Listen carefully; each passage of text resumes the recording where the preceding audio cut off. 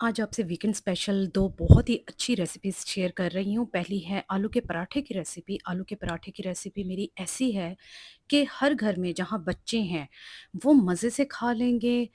बड़ों को गैस वगैरह का मसला नहीं होगा और ये फुल ऑफ फ्लेवर्स भी है, बहुत ही कम इंग्रीडिएंट्स के साथ। आपको पता है कि बॉयलिंग के लिए जब हम कोई बर्तन इस्तेमाल करते हैं, तो वो काला पड़ जाता है, तो मैं बर्तन ही काला इस्तेमाल कर लेती हूँ। मेरे पास ये लोहे की कढ़ाई है, इसके अंदर मैंने डाले हैं 6 आलू और इसको मैंने पानी से भर लिया है। अब मैं फ्लेम ऑन करके इसको तब तक पकाऊँगी जब तक ये अच्छे से गल नहीं जाते हैं। इस वक़्त इस स्टेज पर इसके अंदर कोई भी चीज़ ऐड नहीं करनी है सिवाय पानी और आलू के। इसको ढककर रख देंगे और देखें फिर मैंने ढक्कन इसके लिए कैसा चूज़ किया जो एकदम से धड़ाम से अंदर ही गिर गया। फिर मैंने इसके ढक्कन को, इसके कवर को चेंज कर लिया। इस कढ़ाई के अंदर मैं आराम से फ्राइंग का काम भी कर लेती हूँ, इसके अलावा बॉइलिंग का भी काम कर लेती हूँ और ऐसा नहीं है कि किसी भी चीज़ का टेस्ट या फ्लेवर चेंज हो जाता है। तो मैंने इसको तकरीबन 15 से 20 मिनट रखा बॉयल होने के लिए और इसको मैं एक दफ़ा चेक करूँगी कि ये गल गए हैं, किस हद तक गल गए हैं। तो अभी मुझे लगा कि इनके अंदर कसर है। मैंने इनको सारों को चेक किया, छोटे वाले आलू कुछ हद तक नरम थे लेकिन बड़ों को अभी थोड़ी कसर थी, तो मैंने इनको चेक करके इनकी साइड पलट के आराम से इनको ढक कर रख दिया। फिर मैंने 15 मिनट का टाइम दिया और तकरीबन पानी इसका खुश्क हो चुका था। जब इसको छुरी से चेक किया तो ये अच्छे से नरम हुए हुए थे। पानी इनका गिरा के ठंडे पानी में इनको रखा और फिर इनको छील लिया। इनको छील लिया इस तरह क्योंकि ये आपको शक्लें बिगड़ी हुई नज़र आ रही हैं, मेरे बच्चों ने भी साथ मेरी हेल्प की है। इसमें चली जाएगी आधी चाय की चम्मच अजवाइन। अजवाइन के अलावा नमक डालेंगे, नमक आपने अपने टेस्ट के अकॉर्डिंग डालना है। मैं जिस तरह से खाती हूँ मैं उतना ही डालूँगी। आधा स्पून मैंने नमक का डाल दिया है इसके अंदर। इसके अलावा इसमें जाएँगी लाल मिर्च पाउडर भी आपने अपने मर्ज़ी से अपने टेस्ट के अकॉर्डिंग डाल लेना है। और मैं इसके अंदर डालूँगी पिसा हुआ धनिया। पिसा हुआ धनिया के अलावा सिर्फ़ एक ही इंग्रेडिएंट रह गया इसके अंदर डालने वाला, वो है कसूरी मेथी। कसूरी मेथी के पत्ते जो बाज़ार में बड़े आराम से मिल जाते हैं कहीं से भी स्टोर से, आपने वो इसके अंदर डाल लेने हैं। इसके अलावा इसके अंदर हरे मसाले किसी भी तरह के नहीं डालेंगे, खुश्क मसाले ही डालेंगे क्योंकि वो फिर मुझे ये लगता है जो हमारे घर के टेस्ट हैं उसके मुताबिक मुझे ये लगता है कि जब हम हरे मसाले डालते हैं यानी कि हरी मिर्च डालते हैं, धनिया पुदीना डालते हैं, उससे नमी छोड़ देता है वो, पराठा क्रिस्पी नहीं बनता, नरम बनता है। इसके अलावा बच्चों के मुँह में आता है तो वो भी बहुत चिढ़ते हैं। तो मैंने यहाँ बनाने हैं 5 पराठे। उनमें से 2 हैं मेरे हस्बैंड के, 2 हैं बच्चों के लिए, 1 मेरा है। तो पराठों के लिए छोटे-छोटे जिस तरह से पेड़े होते हैं वो सारे मैं बना लूँगी। क्लोज़अप में पराठे थोड़े से बड़े लग रहे हों पेड़े तो और बात है, वरना ये बहुत छोटी-छोटी पेड़ियाँ सी हैं। इनको हम आटा लगा के, खुश्का लगा के फैला लेंगे। खुश्का से भी कोई प्रॉब्लम नहीं होती है, उल्टा पराठा बड़ा क्रिस्पी बनता है।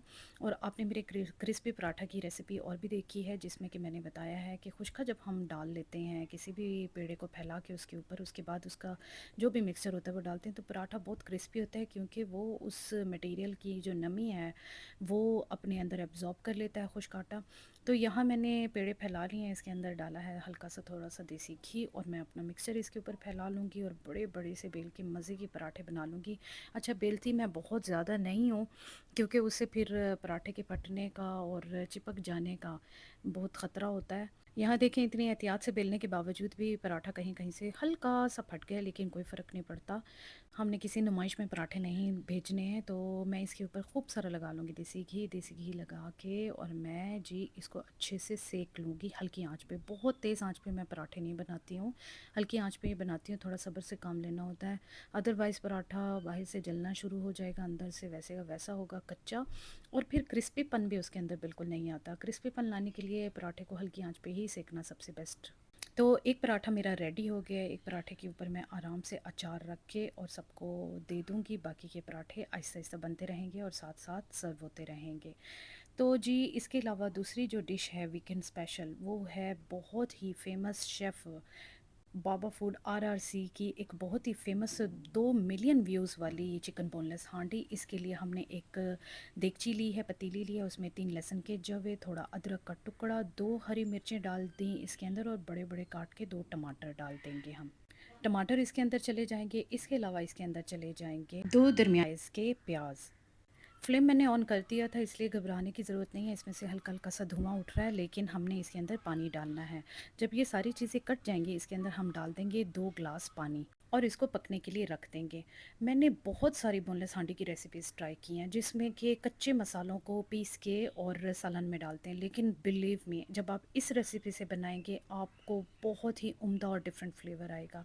देखिए मैंने कढ़ाई रखी और कढ़ाई रखते ही कैसा जादू हुआ, मैं असल में फ़िल्म करना भूल गई।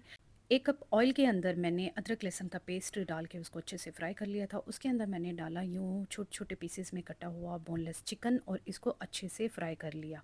चिकन मेरे पास हाफ़ केजी है तो उस हिसाब से 1 कप ऑयल इसके अंदर चला जाएगा। आपको पता है बाज़ इंग्रीडिएंट्स बाज़ रेसिपीज़ के लिए ज़रूरी होते हैं, इसलिए आपने घबराना नहीं है, तेल डाल ही देना है। और इसमें चला जाएगा नमक, थोड़ी-सी हल्दी पाउडर और इसके अंदर जाएगा पिसा हुआ धनिया। पिसा हुआ धनिया डालने के बाद इसको थोड़ा-सा मैं फ्राई करूँगी। इसके अलावा इसके अंदर चली जाएगी आधा चम्मच लाल मिर्च।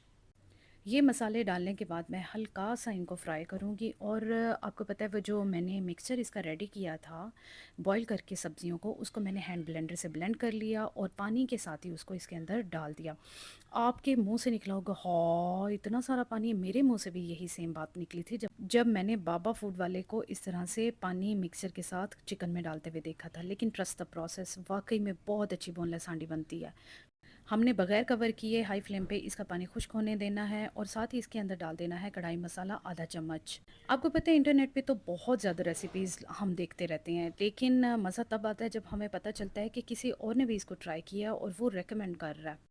कभी कभार होता ये है कि हम बहुत ही अट्रैक्टिव इंग्रेडिएंट्स देखने के बाद वो रेसिपी ट्राई करते हैं और फिर आखिर में रो पीट रहे होते हैं कि इतने पैसे ज़ाया हो गए, यही अच्छा होता बाहर से खा लेते खाना। तो इसका पानी तकरीबन खुश्क हो चुका, उतनी ही थिकनेस है जितनी कि मुझे चाहिए। आप चाहें तो इससे ज़्यादा भी थिक कर सकते हैं। इसमें चली जाएगी क्रीम थोड़ी सी।